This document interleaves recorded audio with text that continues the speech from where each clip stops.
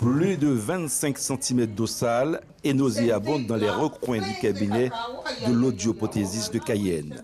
Un comble pour cette professionnelle qui a investi des centaines de milliers d'euros pour faire fonctionner son affaire. En 10 ans d'activité et de souffrance avec les inondations perpétuelles, la propriétaire estime avoir un préjudice financier de plus de 50 000 euros. Entre désolation et colère, la chef d'entreprise interpelle la mairie de Cayenne. On ne peut pas laisser un professionnel de santé laisser être dans cette situation récurrente. J'ai été inondée en mars parce qu'il y a eu une pluie en mars. J'ai été inondée en avril. Alors, des petites inondations qui arrivent, mais c'est pas normal. C'est pas normal, je rouspète, je téléphone au service technique de la mairie qui ne donne pas une solution. Ils ont essayé de donner une solution qui est une solution bâtarde. D'accord ? Moi, j'estime qu'il faut quelqu'un qui ait un cerveau, qui puisse comprendre que l'eau qui descend du boulevard Jublin, elle s'engouffre ici. Elle s'engouffre ici, c'est une cuvette.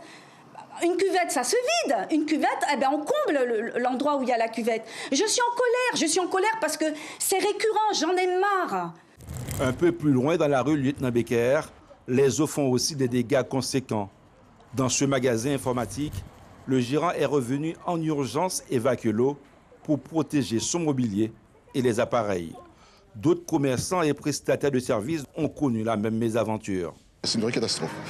Heureusement avec le système d'alarme, parce qu'avec le confinement on est un petit peu fermé, avec le système d'alarme j'ai été prévenu que il y avait de l'eau et que l'électricité était coupée. Donc je suis venu et j'ai pu sauver ce que j'ai pu sauver, mais c'est vrai qu'il y a quand même des dégâts. Et demain, une fois qu'on aura vidé la piscine, parce que c'est plus un magasin, c'est une piscine, on pourra enfin savoir ce qui est sauvé, pas sauvé. Voilà. C'est la première fois, moi je vois ça, j'ai jamais vu ça. De l'eau comme ça qui est rentrée dans les locaux, plus derrière, incroyable. Alors, est-ce qu'il y a des canaux qui sont bouchés? J'en sais rien. Le phénomène à l'origine des dégâts du jour, une cellule orageuse qui s'est développée sur l'île de Cayenne avec une forte activité électrique et des intensités de pluie exceptionnellement élevées. 78 mm en 1 heure. Demain mardi, on devrait trouver un temps plus clément, mais de courte durée.